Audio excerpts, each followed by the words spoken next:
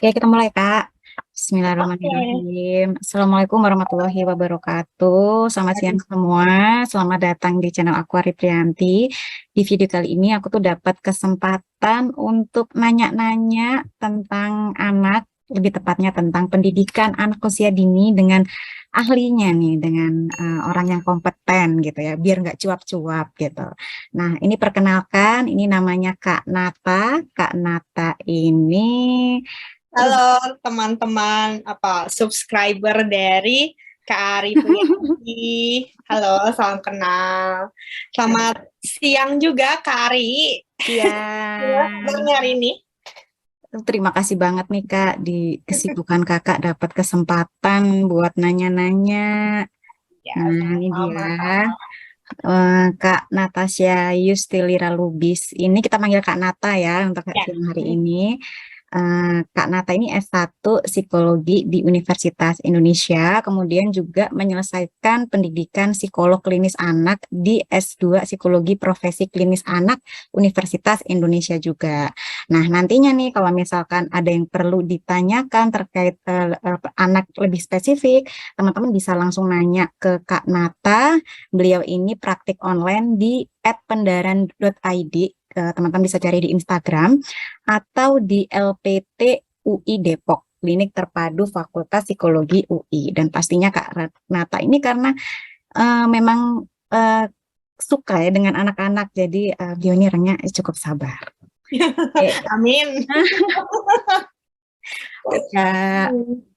Ya, mungkin nambahin sedikit ya, Kak Ari tadi Mm-mm, di LPT UI Depok itu aku udah mm-mm, bisa offline. mm-mm. Bagi teman-teman yang domisilinya di Depok dan sekitarnya, kalau emang mau ada konsultasi tentang anaknya, bisa datang tuh langsung ke UI Oke. Depok ya.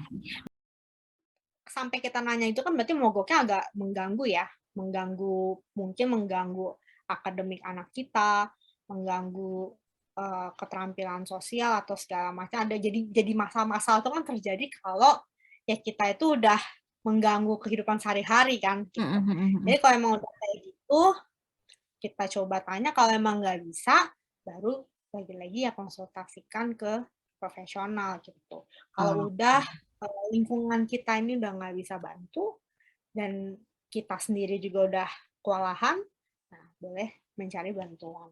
Gitu. Oke deh Kak. Nah, ini nih mungkin pertanyaan yang paling inilah penting juga karena menyangkut dengan keselamatan anak gitu ya. Bagaimana sih menanamkan jiwa anak itu anti bullying gitu kan Kak. Jadi kemarin tuh aku kasusnya ini di anak aku ya. Dia itu suatu hari pernah digigit temennya terus pulang nangis gitu. Terus di hari lainnya dia dicakar temennya gitu. Nah, aku takutnya nih misalkan kalau dia sudah sekolah gitu, dia menilai hal-hal itu adalah seperti kayak udah biasa aja gitu. Jadi dia rentang bullying gitu. Jadi gimana sih agar dia itu percaya diri, terus dia tahu bahwa bullying itu salah dan kayak dia harus membela diri gitu. Bagaimana tipsnya gitu, Kak? Nah ini menarik banget ya gitu. Sebenarnya Mm-mm. aku untuk bahas bullying ini kayaknya gak cukup sih sejam gitu. Ya kita perlu udah Perlu sejam ngomong nambah dan lagi ya, Kak? perlu nambah lagi. Jadi aku di sini secara umum aja ya gitu. Iya. Uh, dari lagi-lagi kalau kita bahas tentang anak itu dari dia TK gitu ya, SD, SMP, SMA itu pasti bagaimana dia bereaksi gitu ya atau menyikapi bullying itu juga beda-beda gitu. Tapi kita fokus aja ke anak Ari ya gitu Mm-mm. usia ini aja dulu Mm-mm. gitu. Sebetulnya kalau misalnya untuk perlindungan diri, lagi-lagi hal pertama yang harus kita asah itu adalah memang kemampuan komunikasi. Karena Oke. bahasanya itu yang memang menolong untuk anak usia dini. Karena kalau anaknya memang cenderung yang nggak terlalu banyak apa ya, nggak jelas ngomongnya atau yang mungkin itu akan kesulitan kitanya sebenarnya. Itu tantangan anak usia dini sih memang Mm-mm. kalau Mm-mm. mengalami bullying tadi itu. Yang kedua adalah um, kita harus bisa mengenalkan emosi atau setidaknya gini Kak, uh, di kita ini kan sebetulnya ada perasaan, ada pikiran, dan itu mempengaruhi bagaimana kita berperilaku, kan gitu ya. Jadi anak usia dini itu mikirnya belum, ya otaknya kan belum belum berkembang kayak kita. Jadi kalau kita mau nyerocos banyak pertanyaan, ya nggak akan bisa. Jadi kita hanya bisa komunikasi sama dia melewati perasaan atau emosi. Jadi hal yang paling bisa kita lakukan adalah kita kenalkan, kalau sekarang udah banyak tuh bisa di Google, kartu-kartu emosi, atau ngeprint aja dari Google, ekspresi wajah. Misalnya marah, sedih, kalau tahu film Inside Out tuh, itu film favorit aku banget. Jadi itu ngenalin tentang emosi kan, ada senang, ada sedih, takut, marah, sama jijik. Itu kan emosi dasar manusia. Nah, itu kita kenalkan ke anak. Setidaknya anak tuh tahu senang tuh kayak gimana, sedih tuh kayak gimana, kalau apa. Jadi kalau kita tanya, anak tuh bisa kayak, ya tadi takut, ini kamu takut tadi sama temennya ini, iya misalnya gitu loh. Itu kan akhirnya jadi kita dapat informasi baru, oh ini kayaknya dia takut sama temennya ini gitu. Atau apa, ada rasa marah gitu misalnya, itu kan beda gitu. Jadi emosi itu kita harus ngajarin sih sebenarnya, kalau bisa sih sejak dia sebelum masuk sekolah udah sounding tuh gitu. Karena itu salah satu komunikasi kita ke anak ya, emosi itu kenapa nggak situasi-situasi apa aja yang kalau dia senang tuh kenapa, kalau sedih tuh kenapa, misalnya gitu. Kayak gitu. Jadi sebenarnya terus yang ketiga, ya perlawanan, ya menurutku ya anak usia dini itu belum bisa kita ajarkan kepercayaan diri dia untuk itu tuh belum sih Kak. Tapi kita bisa minta tolong orang-orang sekitar, entah guru atau pihak sekolah, untuk lebih mengawasi semua anak di situ ya. Jadi sebenarnya bukan anak kita aja gitu, tapi bagaimana keamanan dan ya ketentraman si sekolah itu gitu. Itu sih Kak kalau menurutku. Tapi kalau misalnya balik lagi, reaksi kita juga harus tetap tenang. Sampai kita terbawa, misalnya tadi digigit gitu ya, itu kan sebenarnya mengerikan sih sebenarnya. Mengerikan kayak. Iya, gitu aku juga pas denger itu, waduh gitu.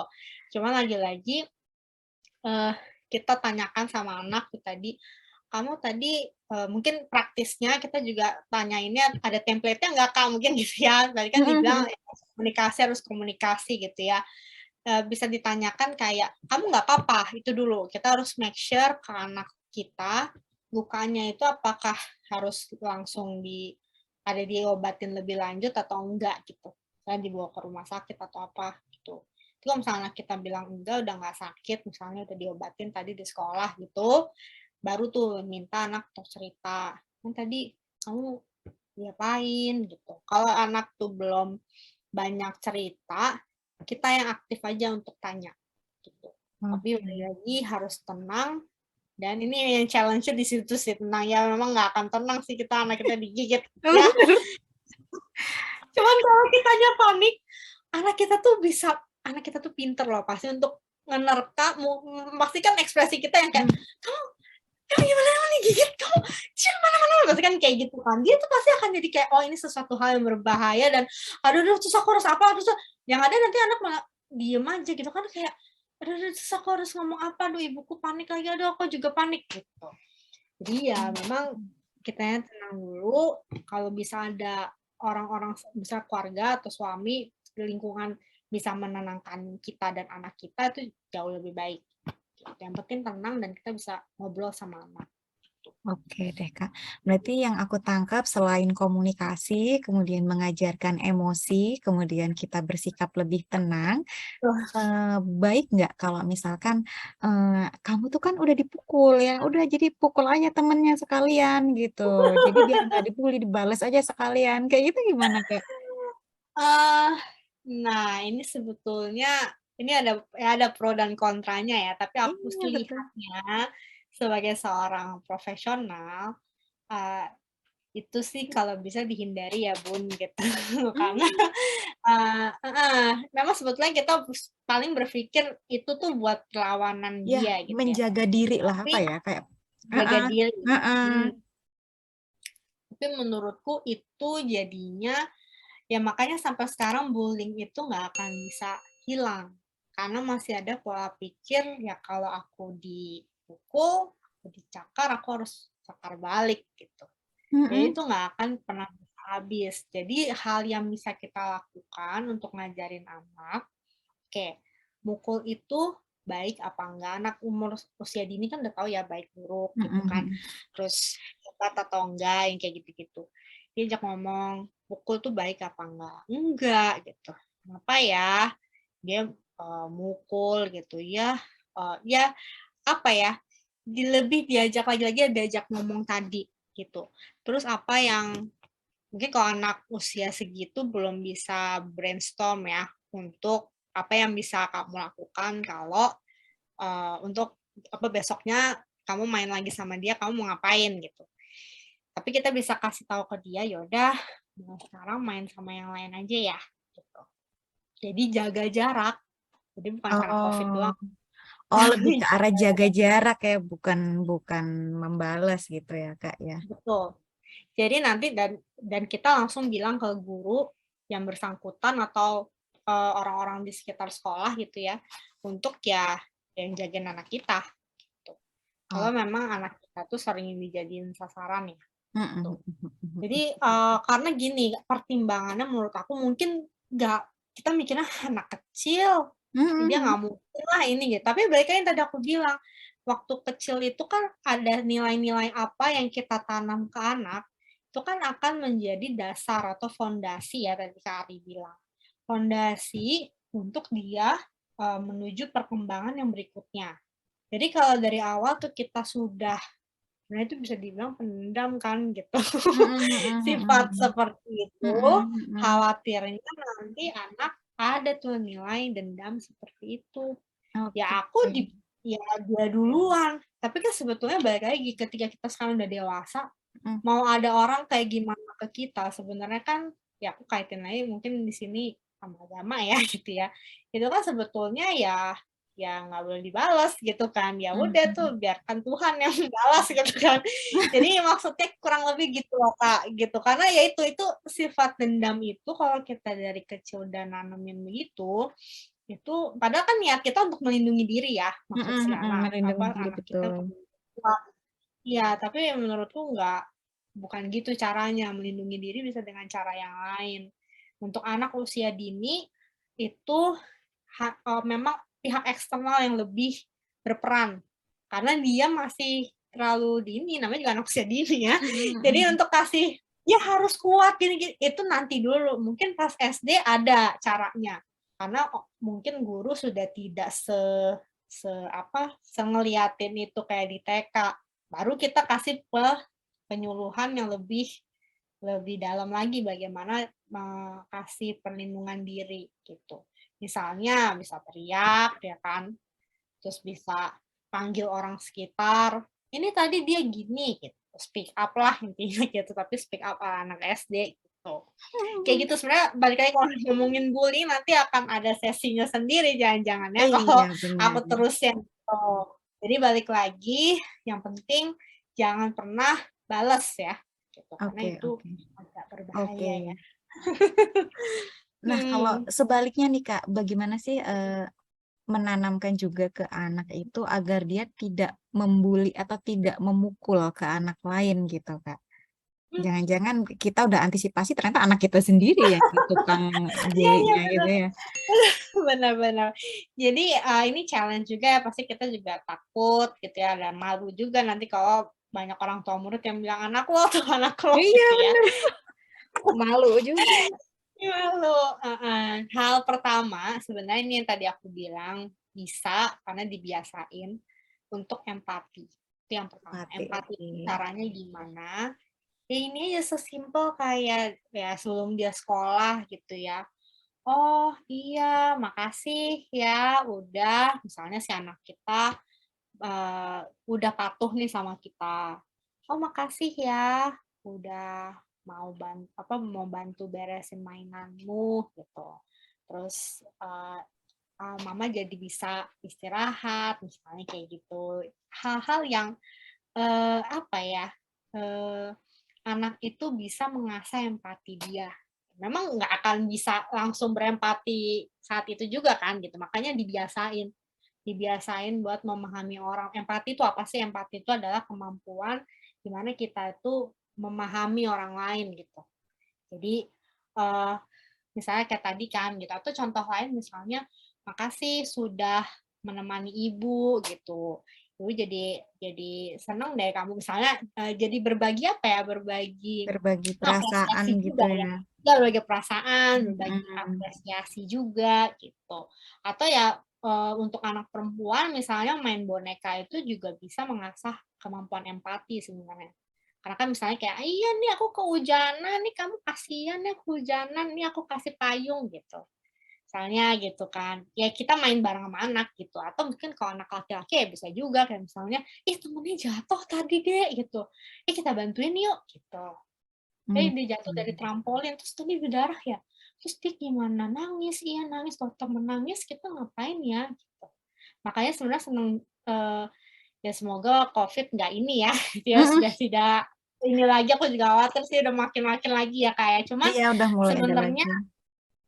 sebenarnya kita main ke playground gitu kan, anak belum sekolah, tapi kita bisa tuh ada kesempatan buat mengasah empati tadi. Di Mmm, taman bermain, di mall gitu kan, ada anak lain misalnya main main kereta-kereta tuh di mall gitu misalnya, ih kita sama-sama antri gitu ya, terus, mhm. apa, ada ya kita ngomongin anak lain gitu ya, "Ih tadi dia jatuh kasihan ya," gitu, yang kayak gitu-gitulah pokoknya ngasah empati. Itu Oke. menurutku untuk anak usia dini ya, jadi kalau empatinya dia tuh sudah dibiasain, ya buat ngebully tuh nggak Minim gitu bakalan ya, Kak, ya?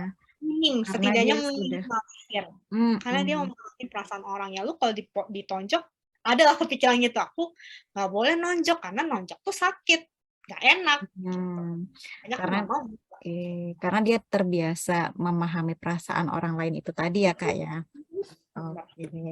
Nah, ini pertanyaan bonus nih, Kak, karena, kepengen kenal dengan Kak Nata dan pekerjaannya sedikit aja lebih dalam. Nah, kalau kita punya ini nih, misalkan punya problem terhadap anak gitu, apakah kita bisa konsul ke semua psikolog atau psikolog yang spesifik kayak Kak Nata Jangan lupa subscribe dan aktifkan notifikasi biar nggak ketinggalan videoku yang lain. Terima kasih.